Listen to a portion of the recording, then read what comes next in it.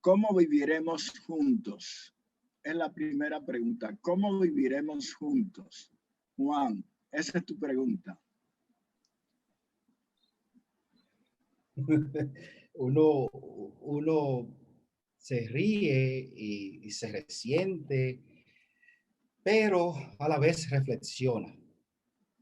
Y mientras reflexiono al respecto, pienso en la inmigración y pienso también en nuestro rol como inmigrantes. Ah, como inmigrantes productivos, diría yo, en este suelo que nos ampara. Pero a la vez que reflexiono, también veo la inmigración, el espacio donde vivimos, como un espacio geográfico que ocupamos y un espacio excluyente, tanto por el espacio nuevo, llegar y encontrarse con el espacio nuevo, pero sobre todo el idioma, otro espacio que hay que superar para ser productivo en los Estados Unidos. Este espacio que por lo contrario debería ser que por lo contrario es un espacio excluyente. Lo que, los que emigramos tenemos que enfrentarnos a leyes arbitrarias, sumamente arbitrarias, que impactan la economía, tanto allá como aquí, y el estado emocional de miles de familias, tanto aquí como allá. Y como es sabido, se emigra por múltiples razones, todos lo sabemos. Razones políticas, sociales, la económica con ese deseo de superación que es propio de todas las familias, la violencia que en muchas ocasiones generan los mismos gobiernos, la misma deficiencia del sistema gobernante y los sistemas judiciales de los países. Entonces, se llega, y la violencia, esa violencia que arropa los países generalmente llamados tercermundistas, pero llegamos a un espacio tan arbitrario y teniendo en cuenta ese espacio geográfico y ese espacio que limita, que excluye también que es el idioma. Y este espacio que debería ser más acogedor, o se cree, se pretende, se presume, y en verdad lo es en muchas ocasiones. Es un espacio, por ejemplo, y reflexiono y pienso en dos leyes, o dos, no son leyes per se, porque dependen del Departamento de Seguridad, de Homeland Security. Por ejemplo, el caso del DACA y el TPS. El DACA que protege a los niños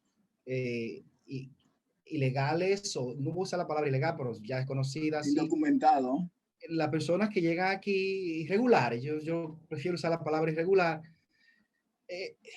Y la otra es el TPS, la protección, el estatus de protección temporal.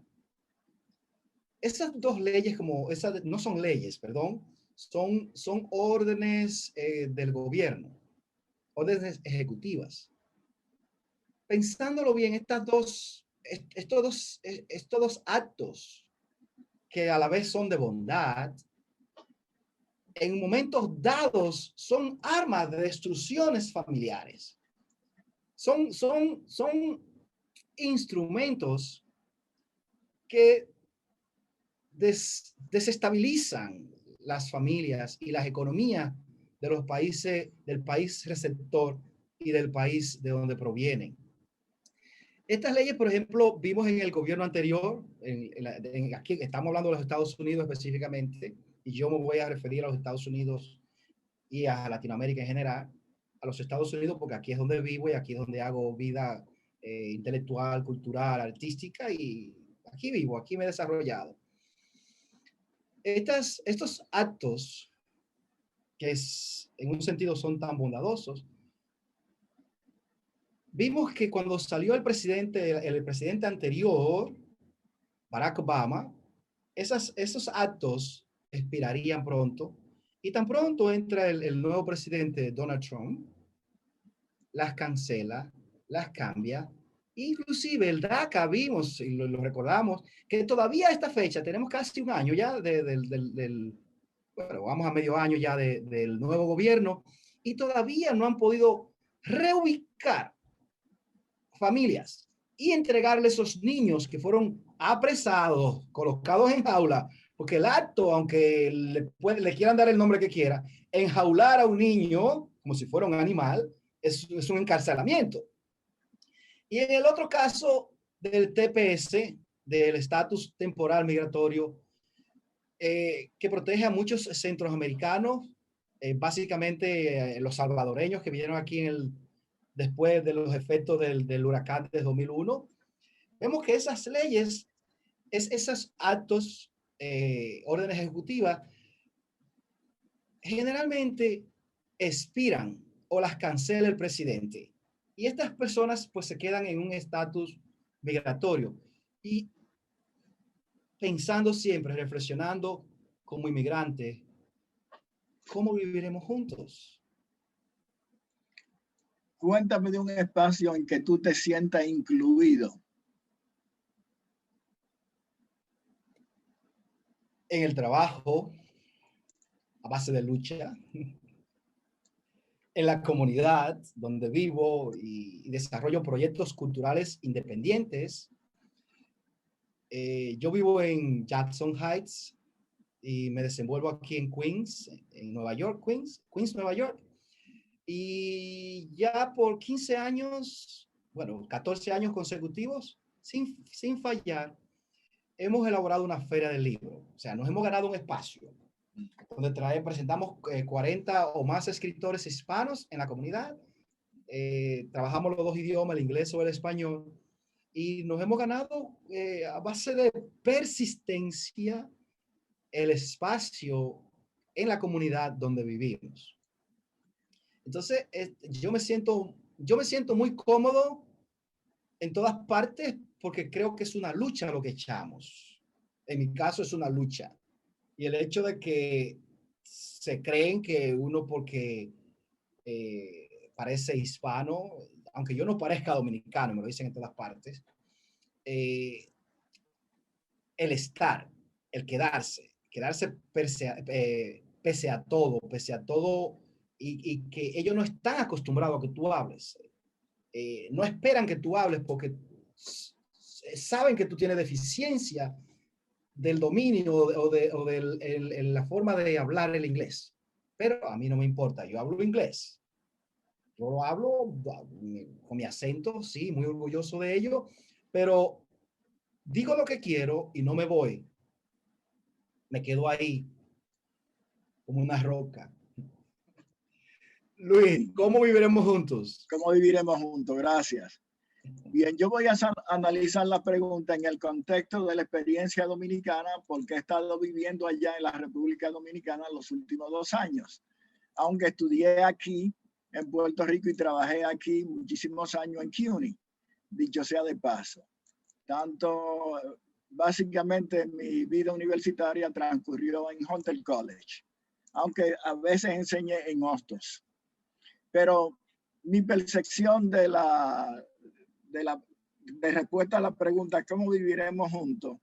Tiene que ver con mi propia experiencia personal como migrante. Yo vengo de una familia migrante de la República Dominicana y tengo una gran sensibilidad con relación a la vida de los migrantes. Y me estoy enfrentando a la experiencia dominicana. La República Dominicana, que es un país del Caribe que comparte con Haití una isla, tiene alrededor, entre ambos estados, tienen alrededor de 20 millones de habitantes. Ambos países independientes tienen migración en el extranjero también. Tienen ciudadanos viviendo aquí en Estados Unidos y en otros países. Ambos países. 15% de la población de ambos países vive en el extranjero. Pero además hay otra situación. Gran parte de los migrantes haitianos también están inmigrando hacia la República Dominicana. En realidad existía un mito con relación a la población haitiana en el país en términos numéricos. Se hablaba de millones. Claro, a partir de los últimos años, en el 2012 y posteriormente se hicieron encuestas científicas financiadas por las Naciones Unidas que determinaron el número de inmigrantes extranjeros en la República Dominicana. La migración extranjera en general es más o menos un 5%. Los haitianos en el país no llegan a 500,000 de personas. En realidad, según estas encuestas, un 5% de población migrante. Pero la política migratoria hacia el país es totalmente, específicamente hablando de los haitianos, totalmente anti-haitiana. Pero el problema es complicado porque esta migración empezó en 1920 en términos numéricos significativos y se extiende hasta hoy. Es una inmigración que tiene, qué sé yo, como 100 años, un siglo. Y de esa inmigración ha surgido un grupo nuevo que son los dominicos haitianos. Esta migración ha dado un origen que dominicano se case con haitiano y haitiana con dominicano. Entonces surgió un grupo que son los dominicanos descendientes de haitianos, que son una porción significativa de la población. Mi preocupación con esto viene porque el país tiene una visión antinegra en términos generales. Eso tú lo puedes percibir. Eso a mí me duele decirlo, pero esa es la realidad. Tú ves los anuncios. Ahora están empezando a salir las mulatas, pero los negros no parecen, son invisibles en la República Dominicana. Además, la legislación del país es una legislación anti-haitiana, específicamente refiriéndome a los haitianos. Para mí, la visión que yo tengo es que la inmigración haitiana está contribuyendo a la riqueza del país. Y el principal empleador de los haitianos, fíjense ustedes, uno de los principales empleadores de los haitianos es el propio gobierno. Para construir el metro, la mayoría de los trabajadores eran haitianos empleados por el gobierno. En las obras públicas están los haitianos trabajando.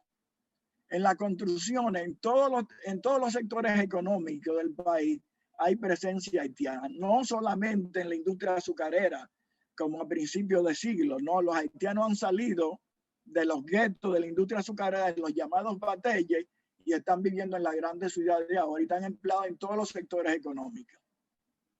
Pero hay una legislación racista anti-haitiana. Me voy a referir a el decreto 168-13 del Tribunal Constitucional del 2013, que básicamente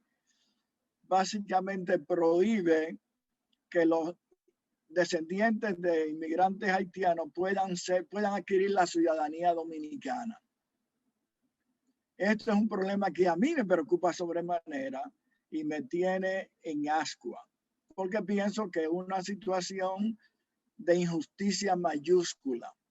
¿Cómo tú le vas a impedir que a un sector de la población que ha vivido años, porque esta no es una migración reciente, hay migración reciente y migración de principios de siglo?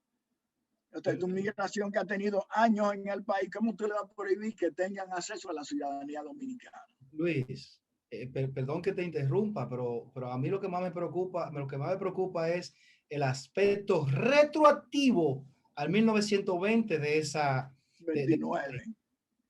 Y si puedo añadir, ese tema que ustedes están surgiendo en esta conversación se ha surgido en otras conversaciones que hemos tenido a través de este proyecto, porque nos afecta mucho, porque eso es algo que surge el problema que tenemos sobre identidad y cómo identificamos y quién puede identificar como dominicano, y el color de la piel, el papel que hace y que contribuye el color de la piel de la persona. Y eso no solamente ha surgido en esta conversación, quiero dejarles saber que a ese tema ha surgido. Y tengo que agregar una pregunta con respecto a lo que está diciendo Evelyn. Luis, Okay. en tu cédula, ¿cómo decía tu color de piel? En tu primera cédula. Indio. Indio. Bueno, te pegaron el indio a ti. Yo también. Evelyn también sería india, ¿eh? Bueno, a mí me han dicho Dominican York y mientras tanto, porque yo soy nacida aquí, pero yo identifico dominicana y es como hemos hablado en otras conversaciones, el sentirse excluido cuando yo voy a mi patria, cuando yo me siento ser dominicana, porque aquí yo tengo la mancha de plátano y ese sentirse excluido. Y entonces esa dinámica, estábamos hablando en otra conversación, es interesante porque somos quizás y personas que identifican cocolo, son excluidas allá y se les cuestiona su dominicanés. Y entonces aquí también es otro problema. y entonces, interesantemente, cómo viviremos juntos, es una conversación que es compleja, es bien compleja. La primera parte que traté de explicarte era donde me sentía excluido. Me sentía excluido porque hay una política anti-inmigrante injusta, que me parece que no tiene razón de ser además. Pero con relación a lo incluido, fíjate lo que está, la dinámica que hay en la República Dominicana. Hay un sector de la población y hay también una red de organizaciones que están trabajando por hacer posible que esta situación cambie, que la legislación cambie y que el tratamiento de la población migrante haitiana, específicamente haitiana, no estoy hablando de nadie más, los haitianos, tenga un tratamiento diferente a nivel gubernamental. Una de estas instituciones es precisamente el Centro Bonó. El Centro Bonó, que participó en la conferencia de nosotros este año. El Centro Bonó tiene un programa, es una institución religiosa que tiene su propia universidad. Yo he estado allá varias veces. Tiene un sistema de becas para estudiantes haitianos. Los estudiantes haitianos vienen ahí al Centro Bonó, viven ahí y estudian ahí. Son estudiantes muy pobres, con escasos recursos. La institución tampoco es una institución muy rica, es una institución religiosa. El Centro Bonó es una institución de los jesuitas, católicos jesuitas, pero tiene un programa tan lindo, tan bello, incluyente, que permite que la gente se desarrolle y crezca independientemente de dónde provenga. Eso es lo que me hace a mí sentirme incluido en ese espacio. Y Luis, quedándonos con ese tema, ¿cómo expandemos esos espacios? Así como usted describió ese Centro Bonó que incluye a personas que son diferentes, pero obviamente usted ha descrito un espacio donde se ha creado que incluye a personas que típicamente han sido excluidos. Fíjate, la forma, yo he estado empujando en la universidad, en la madre y maestra, y tenemos un proyecto pendiente, empujando la idea de que se estudie la historia de Haití y que se estudie la experiencia africana. He estado madurando la idea de crear un curso que sea África, Haití y la República Dominicana, o África, la República Dominicana y Haití, para destacar lo que es la contribución de la experiencia afrodominicana en el país, que básicamente se excluye. Básicamente hay una política de exclusión deliberada. Y hay una serie de mitos de ver a los inmigrantes haitianos y a la experiencia africana como negativa, porque no han tenido ningún impacto en la sociedad dominicana y en la cultura dominicana. Entonces, ver a los inmigrantes haitianos también como una amenaza para el país. ¿Tú entiendes? Muchas de estas ideas están basadas en elaboraciones. Se han hecho elaboraciones, por ejemplo, la idea de que ellos tienen en mente unificar los dos países, que la República Haití haga una guerra contra la República Dominicana. Cuestiones así que en realidad hoy día, si tú lo analizas científicamente, no tienen ninguna validez, Se usan como mito para que la población se confunda. En ese sentido, nosotros estamos haciendo un esfuerzo porque por lo menos yo en los cursos de undergrado hay cursos, en los cursos de bachillerato, no graduado, enfatizo a los estudiantes, lo pongo a investigar sobre la experiencia haitiana, experiencia histórica haitiana y las relaciones con la República Dominicana, precisamente para tratar de terminar con esos mitos. Eso es fabuloso. Y otra vez, otro tema que surgió en otras conversaciones fue eso de educar y crear más currículo que incluya la historia y que la historia sea avanzada para que así las generaciones mantengan esa educación. Y Juan, entiendo por lo que tú dijiste anteriormente, que una manera que pienso que tú dijiste, me quedo aquí en esta comunidad y voy a seguir abriendo espacio, tienen los libros. Y dime, ¿cómo más tú opinas que esos espacios se pueden expandir? Ya tú tienes ejemplo, pero ¿qué más tú quieres decir? Yo considero que nosotros, y voy a hacer referencia a algo que dice Silvio, que confesó Silvio Torres Sayán hace mucho tiempo, en el retorno de la Yola, lo dice que los dominicanos no se abanderan de su negritud para poder avanzar luchas laborales, raciales, en beneficio de adquirir, de avanzar la población dominicana en los Estados Unidos. Hay que estar en la mesa de negociaciones. Yo me quedo porque si me salgo, me insulten, no me duele, pero ahí lo aguanto. Y no quiero dar casos específicos porque son cosas que se van superando, pero que en el momento duelen. Y por ejemplo, en el caso del idioma, yo voy a volver un poquito a los escritores. Por ejemplo, los escritores hispanos o dominicanos, básicamente. Vamos refiriendo a los dominicanos y vamos a variar un poquito con algunas cosas que nos pasan a todo general aquí, a todos los inmigrantes. Por ejemplo, en el caso de los intelectuales o escritores dominicanos, Junot Díaz y Julia Álvarez, que escriben en inglés, sus obras son altamente vendidas, publicadas, promocionadas, consumidas. Y tenemos el caso de los otros dominicanos que escribimos, en el caso mío, que escribo en inglés y mi trabajo empieza ahora en español y mi trabajo ahora empieza a traducirse al inglés. ¿Cómo ese canon, cómo existe un canon establecido?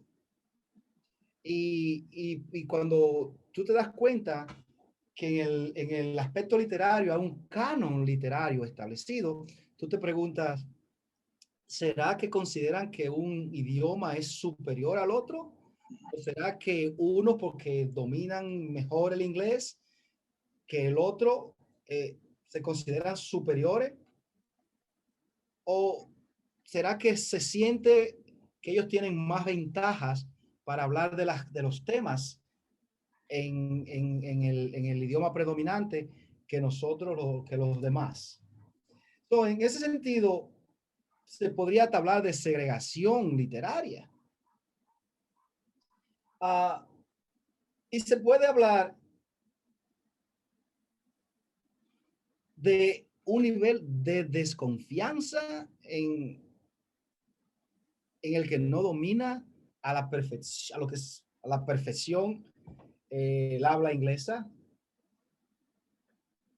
Aunque escribir en otro idioma plantea un nivel de desconfianza, ya como acabo de mencionar, pero también es una preocupación porque surge el Spanglish o también puede surgir el bilingüismo, considerado para nosotros nosotros consideramos que ser bilingüe es una fortaleza, es un estreno, pero para muchos, y quizás esa sea la norma, es una gran debilidad.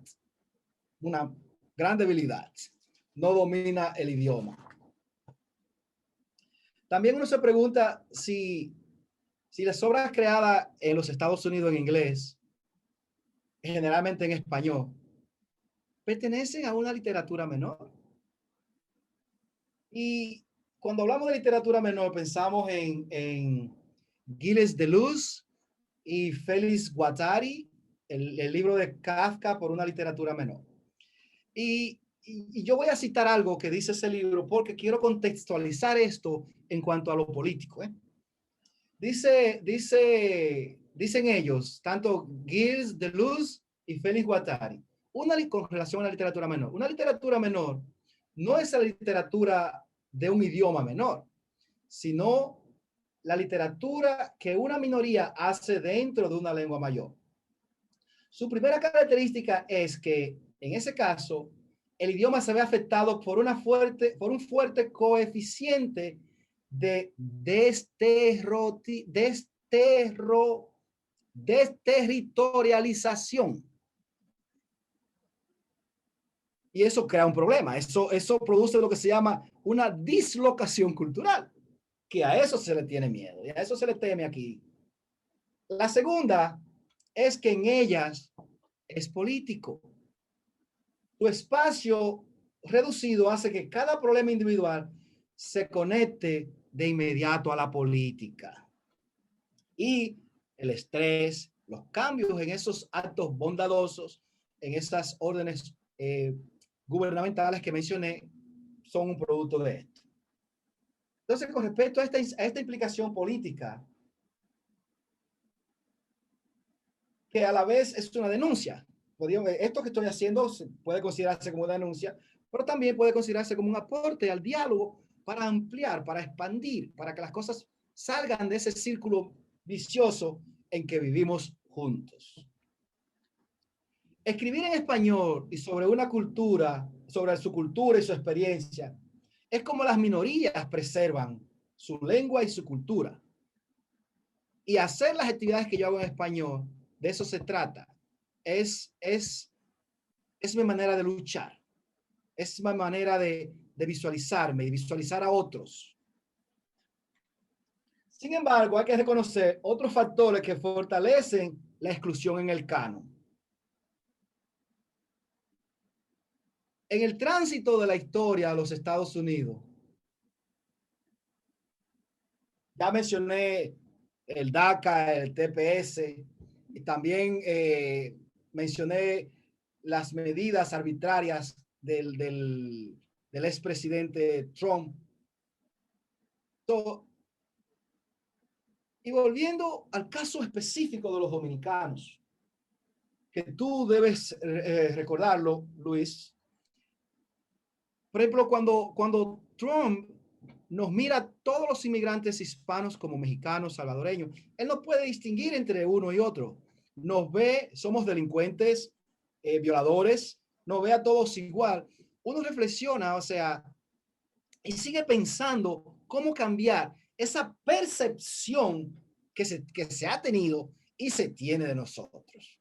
Y en el caso específico, voy un poquito más atrás. Benjamin Franklin, y yo tengo que mencionar a José del Valle, que es que lo menciona, y es que habla de lo que se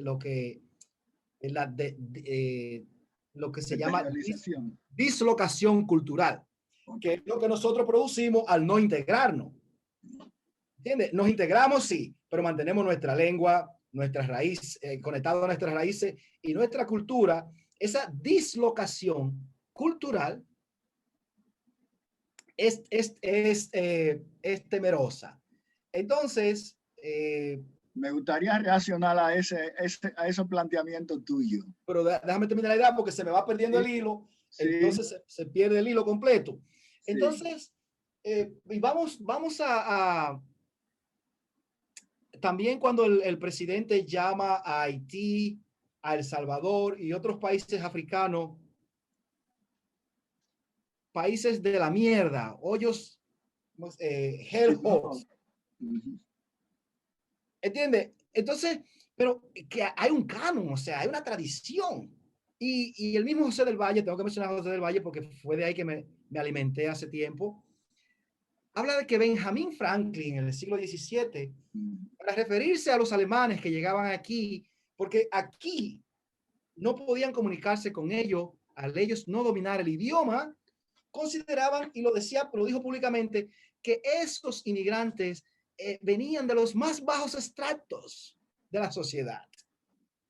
Entonces, tomando esa línea, Luis, y esa dislocación cultural que nosotros provocamos al mantener nuestras tradiciones, nuestra cultura, y ganar, robarnos, adquirir, adaptar a nuestra vida lo que nos conviene y nos favorece de la cultura imperante, pensamos en Jeff Sessions, que fue senador de este país en el 2006 y fiscal general de la nación durante el gobierno de Donald Trump.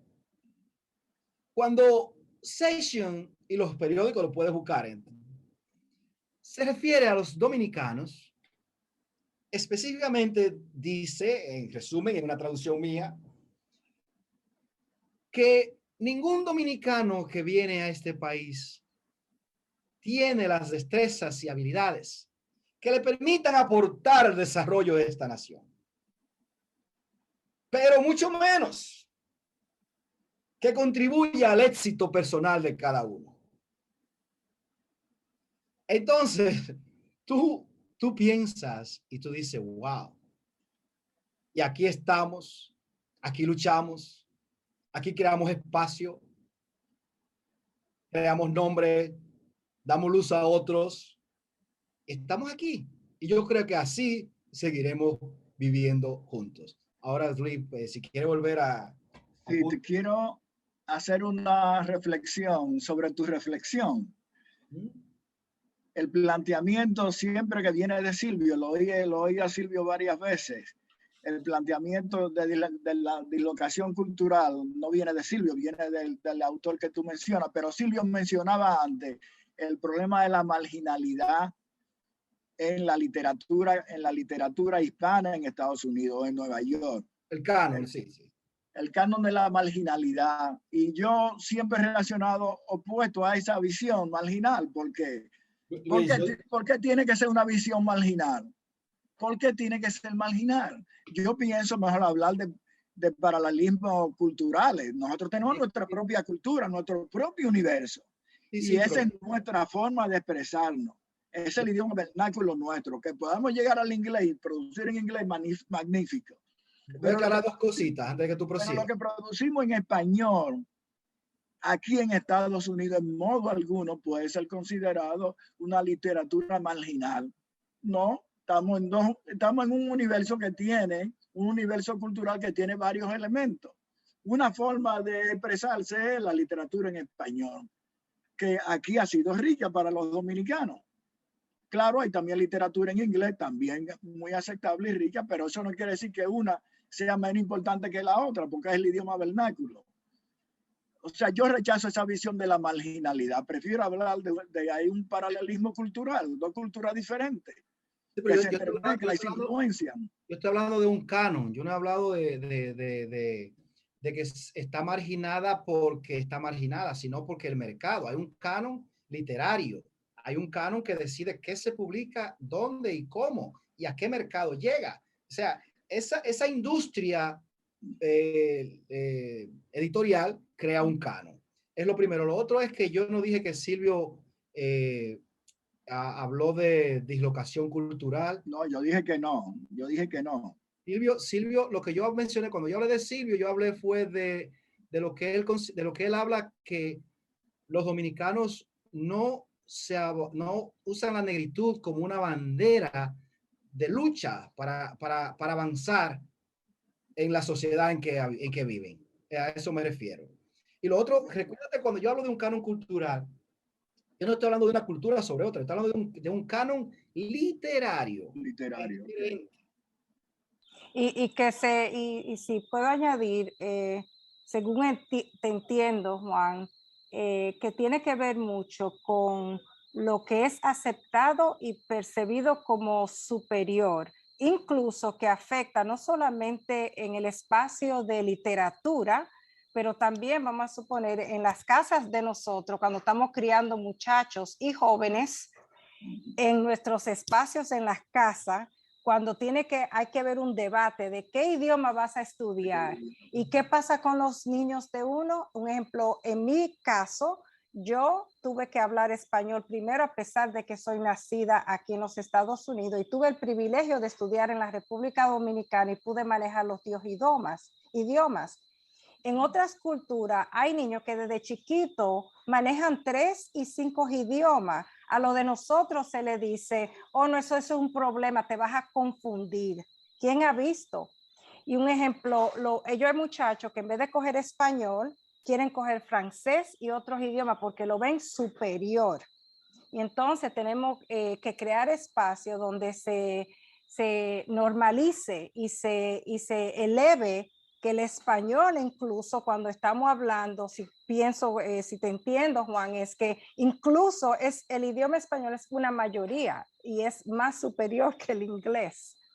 Y entonces quiero volver, Luis, a tu punto de que tenemos que crear currículo y educar crear espacios donde estamos educando para ampliar la conversación y educarnos, porque yo he tenido que, un ejemplo, seguir aculturándome más allá de las instituciones. Un ejemplo, yo hice un proyecto con unos jóvenes de 18 a 24 años de edad que los mandé a vivir a los bateis por 45 días. Yo no sabía lo que un batey en mi vida, mi familia nunca me habló de los bateis, right?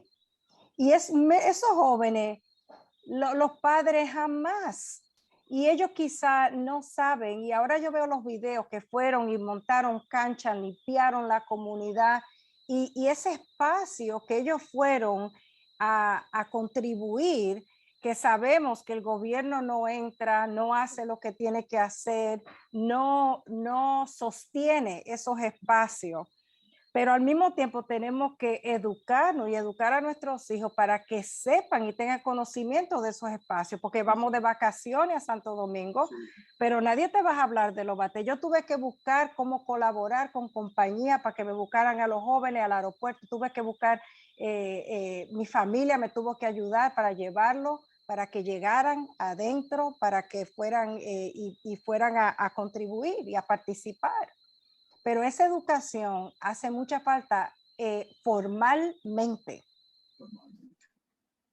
Bueno, yo creo que podemos resumir, ¿verdad que sí? Por ejemplo, voy yo primero, como empecé primero. Entonces, cuando todo esto que yo he hablado, esa exclusión y a la vez es inclusión, espacio, lengua, literatura, canon. Cuando uno reflexiona y dice, esta manera de cómo nos ven a nosotros, las minorías, nos lleva a pensar como que la lengua de las minorías, nuestro idioma va a desaparecer. Y yo creo que lo que está pasando es que se prevé un crecimiento de la población hispana en los Estados Unidos. Y se teme también que ese contacto, ese arraigo a nuestras raíces, a nuestra cultura y a nuestra forma de hacer las cosas, no permita que nos aculturalicemos. Entonces, pero sin embargo, yo considero que nosotros lo que hacemos es que nos convertimos en entes transformadores de esta cultura, de la cultura donde estamos. Y yo creo que así seguiremos viviendo para siempre y por siempre. Y aunque yo también preveo en algunos sectores un temor a que esto se vuelva hispano. Bueno, déjame hacer una reflexión sobre eso un poco, fíjate. Y además traerle el ejemplo con la cuestión del idioma, de la importancia de preservar los idiomas de los grupos migrantes. Estudiando la experiencia china en la República Dominicana, recientemente estoy todavía envuelto en ese rollo, pero ya finalizamos la primera parte del informe y lo entregamos a tiempo. Pero fíjate lo que descubrimos haciendo entrevistas, porque no hay nada escrito sobre esto. Estudiando la segunda generación de inmigrantes chinos, descubrimos que el 95% de esos inmigrantes, de la muestra que teníamos, ninguno, ese 95.6%, no preservaron el idioma chino en la segunda generación. Grupos minoritarios mantienen el idioma chino. La mayoría se olvidó del chino como idioma, el mandarín, se olvidaron del mandarín y asumieron el español como su idioma principal. fíjate, de una generación a otra. O sea, como dice Evelyn, si no hay un esfuerzo para tú preservar el idioma, los muchachos se pierde. Eso fue evidente ahí, ¿tú entiendes? Pero bueno, la otra cosa que quiero señalar, que tiene que ver con la cuestión de inclusión de los migrantes, tiene que ver también, yo pienso así, que tiene que ver con la lucha que desarrollan los inmigrantes, que te hace desarrollar un sentido de pertenencia a tu cultura, donde tú vives, no importa donde tú vayas, tú eres tú no puedes renunciar, tú pasas un esfuerzo por renunciar a tu pasado y a quien tú eres y a tu cultura, pero tú siempre eres tú. Entonces, el hecho de que tú adquieras otra cultura y otro idioma te enriquece a ti, no te disminuye. Y en el caso de Estados Unidos, tú sabes que eso depende de la percepción del grupo, o de grupos. Sí, de los grupos. Y en el caso de Estados Unidos, aquí, los cambios que están ocurriendo, que así uno no lo ve en la lucha cotidiana diaria de los alumnos, la clase, uno no lo percibe, pero el país está cambiando a paso acelerado. Y parte de esos cambios tiene que ver, uno, con la población latina en los Estados Unidos. Pero no solamente los latinos, los afroamericanos, los asiáticos y otros grupos, las mayorías de color, indudablemente van a ser la mayoría de este país de Estados Unidos. Esta situación ha creado una situación de nervio, de mucho nerviosismo en los sectores de la clase dominante de este país, porque piensan que van a perder el país. No ven a nosotros como extranjeros, como que este país no nos pertenece. Mira, sí, bueno, no podemos hablar, no estaba acostumbrado déjame hacerle esta reflexión. Estudiando la migración latina en los Estados Unidos, porque enseñé ese curso muchísimo tiempo y escribí un libro sobre eso, un libro de texto. Estudiando la migración latina en este país, la migración hispana, como tú le llamas, los hispanos están aquí antes de que este país fuera un país independiente. Sí. Antes que este país fuera independiente, ya había latinos en este país. Sí. Y los latinos lucharon aquí por la independencia también. Es bueno que se sepa eso. O sea, nosotros estamos aquí desde el principio. ¿Tú entiendes? Antes del Mayflower, nosotros estábamos aquí, hermano. Hay un libro que te lo voy a mencionar porque el autor es amigo y ha colaborado con nosotros mucho en la Feria del Libro. Él se llama Luis Ambrogio. Okay. Así mismo se titula Los hispanos en los Estados Unidos, donde él investiga, o sea, yo conozco el tema porque he estado en varias presentaciones de él, donde nos habla de la historia de los hispanos en los Estados Unidos. Sí. Y es reciente que 2012, 2014, por ahí.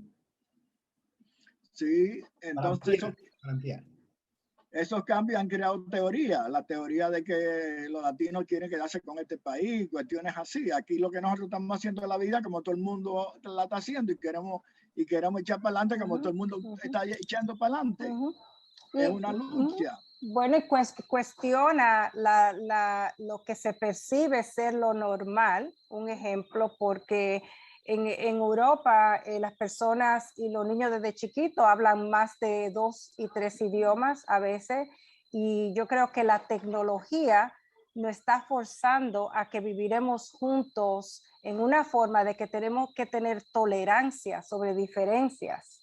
Y esa es una de las maneras que yo percibo que un ejemplo vamos a tener que trabajar personalmente, individualmente, en los espacios de las comunidades y en las instituciones y globalmente. Porque ahora mismo la tecnología ha conectado gente que jamás antes se conectaba. Miren a nosotros, estamos teniendo una conversación a través de la tecnología. ¿Y quién se imaginaba? Y entonces pienso que estos son cosas que nos están empujando a que que nos conectemos más y tengamos más tolerancia. Sí.